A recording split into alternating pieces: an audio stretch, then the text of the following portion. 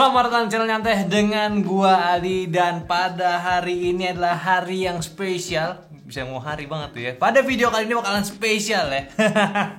Karena nih kalau kalian pantengin channel kita ya, ini sih sangat menarik banget ya. Karena di Bego Teknologi kita kemarin, kita ngomongin soal IQ.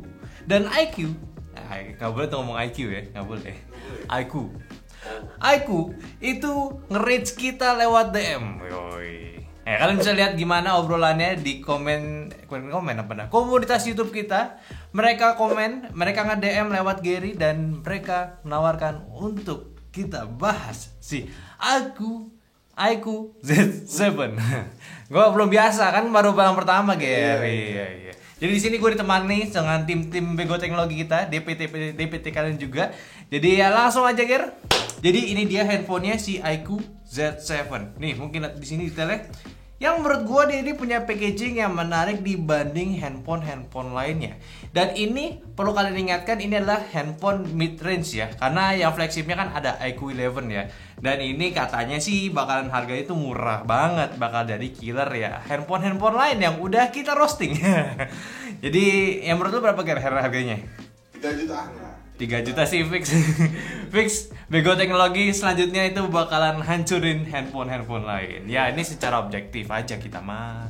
Alright, di bagian belakang mungkin ini karena produknya apa ya namanya ya, pinjaman ya. Di sini ada tulisan business phone. Mungkin kalau kalian beli nggak ada tulisan business phone, tapi di sini kita mendapatkan spek yang sangat menarik ya. Selain dari SoC yang baru juga dari Snapdragon, handphone ini menawarkan spek di 12 GB dan juga 256 GB. Ini gede banget coy.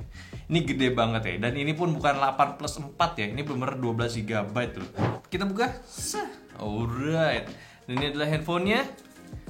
Mendapatkan casing jelly yang cukup biasa aja sebenarnya, sama kayak handphone lain.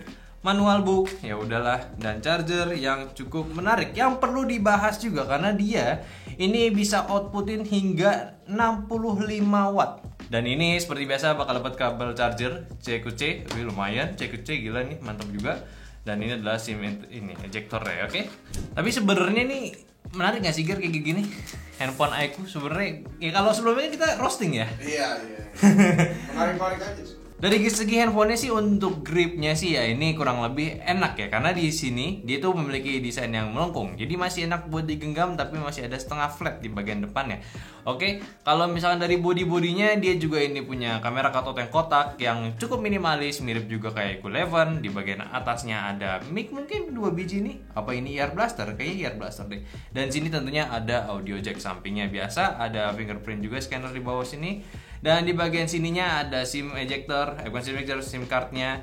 Terus ada Type-C buat charging dan juga speaker. Speaker ini dual speaker stereo, cuman dia di bagian earpiece ya, bukan di bagian atas ini. Ya, oke lah, kurang lebih sama aja. Dan ini pun juga udah menarik. Dan ini handphone menarik banget ya. Pertama, dia ini ngebawa chipset terbaru dari Snapdragon yaitu 782.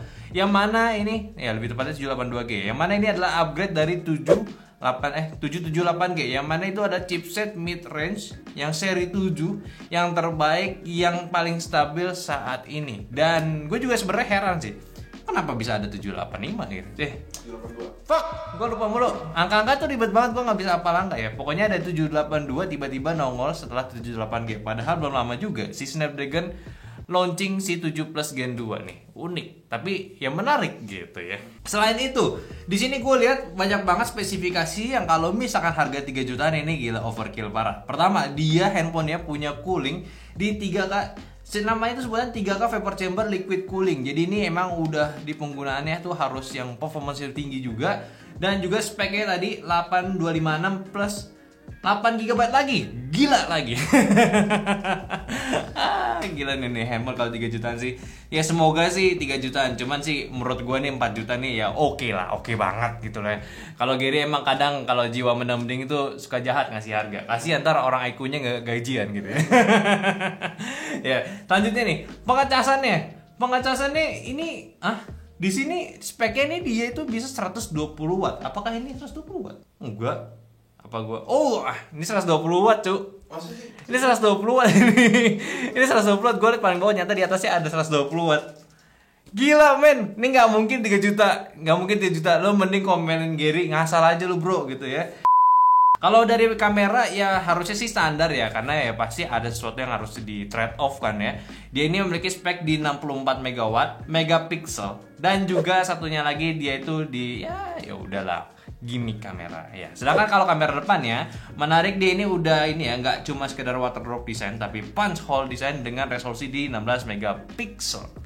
Gila, ini mantap sih. Dan di sini pun juga banyak banget dari spesifikasi yang mungkin nggak pernah gue lihat, karena memang ini handphone pertama gue juga bahas untuk si iQOO. Dari segi gamingnya dia punya ini ya 120 Hz refresh rate-nya, dan juga ada X-axis linear motor, 4D game vibration, motion control, dual control system, dual stereo speaker, closed box system, sound field expansion. Waduh, itu apa tuh ya? Pokoknya buat audionya dia bakalan bagus juga. Cuman di sini kita bakal lihat juga untuk segi multitaskingnya di sini udah cukup smooth ya. Dia itu membawa tagline redefining power. Mantap, nggak cuma sekedar you look so good tonight. Sudah beda. Oh, beda ya. Berarti memang ini berkelas nih handphone ya. Berkelas, oke. Kita langsung aja dari beberapa pengetesan di sini, kita cek dari sistemnya. Oke, dia di sini udah ngebawa Vantos OS 13, basis Android 13 juga dengan chipset Snapdragon 782G octa-core. Yang mana kalau misalkan kalian belum paham tentang chipset ini adalah chipset overclocknya dari 778 ya. Jadi basisnya 778G tapi ya hertz-nya itu dinaikin ya, frekuensi dinaikin. Dan ini pun udah aktif juga untuk RAM expansionnya di 8GB. Jadi total ini ada 20GB. Di sini juga untuk ultra game mode-nya ini cukup banyak. Ada ultra game sidebar, pasti ini kurang lebih sama kayak handphone lainnya buat shortcut overlay. Di sini ada e-sport mode yang mana ini juga meningkatkan performance. Ya pasti di sini ada minimize disturbance, optimize control, optimize display, dan juga adaptive frame rate dan temperatur. Jadi ini kayak semacam profile untuk kalau kalian main game e-sport di handphone ini. Jadi ini yang menariknya dia bakalan nge-lock brightness dan juga bakal ngasih performa tinggi, dan juga ada intelligently balancing temperatur dan frame rate. Jadi bakal menyesuaikan. Oke. Dan display di sini kurang lebih sama ya. Phone displaynya dia bisa disetting juga. Ini pertama kali gue lihat di sini. Ini gue kecilin dulu biar enak. Screen refresh-nya juga ada smart switch, jadi bisa naik turun. Tapi lo bisa setting 60 sampai 120 Hz ya, nice juga. Ya kurang lebih sama. Oke, di sini gue juga lihat yang unik di notification-nya. Ini karena pertama kali juga iQOO 11 gue nggak coba ya. Di sini gue menemukan ada yang namanya monster mode. Kalau misalnya kita pencet dan aktifkan, dia itu bakalan beralih ke bagian baterainya. Jadi settingan baterainya itu pindahin ke monster. Mungkin memang dia nggak bakal ada power management buat saving power lagi. Dan juga di bagian sininya ada semacam sebutan ultra game mode. Ultra game mode yang tadi kita sebutin ya. Jadi ini bakal menyesuaikan untuk saat permainan. Ini menarik banget. Dan untuk UI-nya kurang lebih ya gue sih ngeliatnya Vivo banget ya. Cuman ya wajar ya. Tapi ini performance-nya harusnya sih menarik ya. Pertama kita langsung aja ke game Genshin Impact, kita tes ya. Tapi tenang, kita nggak bakalan main selama 2 menit. Kita bakalan kasih ini aja ya, summary-nya saat menggunakan game ini. Alright. Dan ini perlu dikasih informasi juga, ini handphone gua tes sambil screen record. Jadi kalau misalkan ada penurunan FPS ya sangat wajar. Tapi sekali lagi kalau kalian pengen lihat hasil testingnya seperti apa, komen aja biar kita review si handphone ini. Kalau misalkan ada yang bisa di roasting, kita bakal roasting juga. Alright. Nah di sini langsung aja kita cek dari settingannya. Dan ini sekali lagi ingat ya, gue sambil record gambar. Jadi kalau misalkan performance turun ya kita lihat pas lagi reviewnya aja, oke? Tapi di sini grafik bawaannya nih ya standar low ya, dan juga FPS-nya di sini dapat di 30 ya. Ini sangat wajar juga untuk game-game mid range untuk di handphone ini. Game-game mid range, handphone mid range di game-game ini ya. Dan ini sejauh ini masih aman aja. Gimana nih? Ini sejauh ini aman ya. Ini walaupun sambil screen record settingan rendah pun ini ya nggak dapat FPS yang benar-benar jeblok ya. Cuman untuk jalan-jalan dia mungkin bisa dapat di 40 FPS. Dan sekali lagi ini sambil record ya. Jadi ini sangat wajar harusnya. Karena mungkin ini juga efek dari vapor chambernya yang menarik ya. Yang mungkin kita bakalan tes untuk stabilitasnya. Apakah benar-benar si 785-nya, 782-nya ini benar-benar bisa ngasih performa yang tinggi. Alright.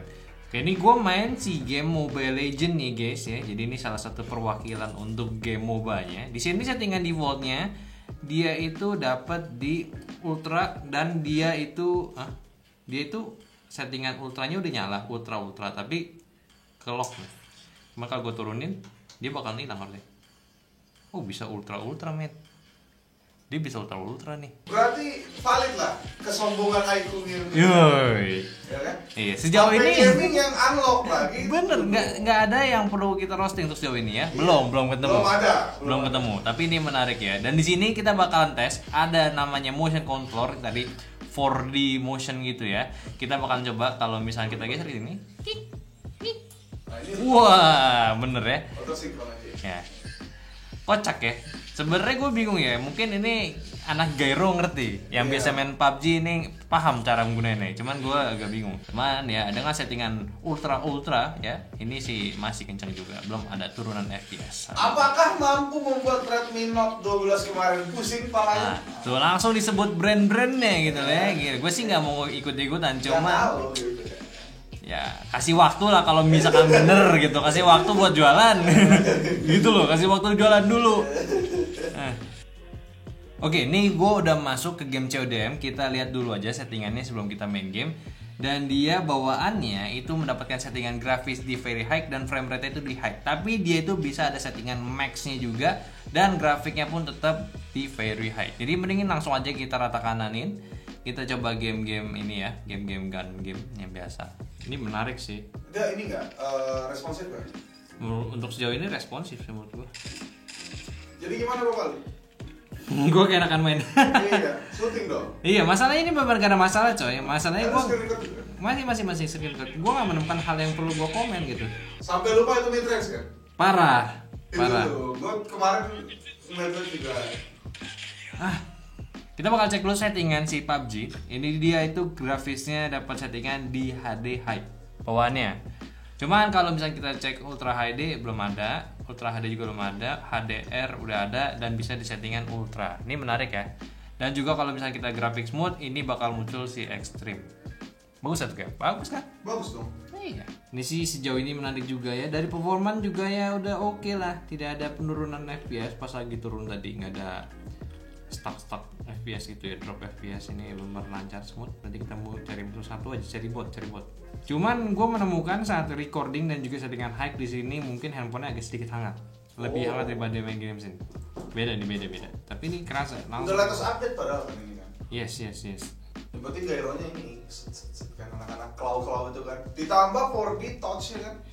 Yes, lu bisa gini. Tapi gyro sama 4D touch bakal tabrakan gak sih? Iya kan? Iya tuh.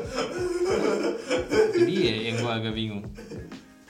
Mungkin dicoba saat di review aja kali. Ya bisa. Cuman tetap aja sih anak-anak gyro pasti tahu cara makainya sih. Iya. Ya kurang lebih seperti itulah, nggak usah diperpanjang lagi. Pokoknya terakhir. Bisa lihat, nah. Bisa lihat dong gimana buat aimingnya, ini mantep banget. Jadi ya untuk saat ini pengetesan game di handphone ini ya, iQOO Z7 ini udah menarik banget. Cuma kita bakalan tes dulu dari segi kameranya yang mana memiliki resolusi di 64 megapiksel. Oke, ini buat kameranya sebenarnya ada satu note yang mungkin gue langsung komplain ya. Agak bukan komplain sih, ini bahas sedikit aja. Yaitu mengenai tentang fontnya. Gue sebenarnya agak kurang suka ya sama style font kali settingannya seperti ini, kayak ini nggak mencerminkan handphone yang cukup modern. Ini kayak style zaman dulu sih. Cuman ini lebih ke selera aja. Mungkin karena handphone gaming dibikin efek-efek yang gamery menurut gue yang terlalu unik gitu. Jadi ya aku memutuskan untuk membuat seperti ini. Hasilnya sih ini processingnya jadi terang sih, bisa dinaikin sampai banget sih. Ini oke lah setidaknya.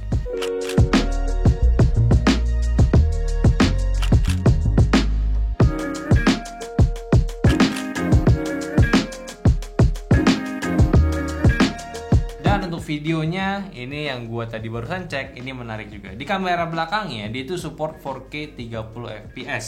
Yang sebenarnya gue sih orangnya nggak suka 4K ya, yang penting Full HD bagus sih oke. Tapi di sini yang perlu di highlight juga, yang perlu kita tes lebih lanjut yaitu di 4K 30 lo bisa pakai stabilisasi standarnya. Ini yang mana kayaknya memberikan harapan untuk video 4K-nya itu bisa lebih stabil dibanding 4K yang ada di kelas mid range ya. Sedangkan dia untuk stabilisernya ini ada dua pilihan, yang mana standar tadi dan juga ultra. Nah, kalau ultra di sini dia itu mentok di 1080 60 fps aja. Yang menurut gue sih ini sangat wajar untuk di handphone kayak begini. Cuman untuk videonya kalau misalnya gue record 4K dan tanpa stabilizer ya. Di sini gue bisa rekam ini ya, ini lihat di sini tuh lo bisa ngezoom juga, cuman emang nggak banyak kayaknya.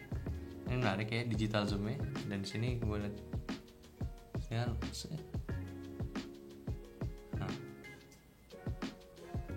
Cuman untuk sejauh ini, menurut kalian gimana tentang iQOO Z7-nya ini? Apakah kita harus review lebih dalam tentang handphone ini? Coba aja kalian komen.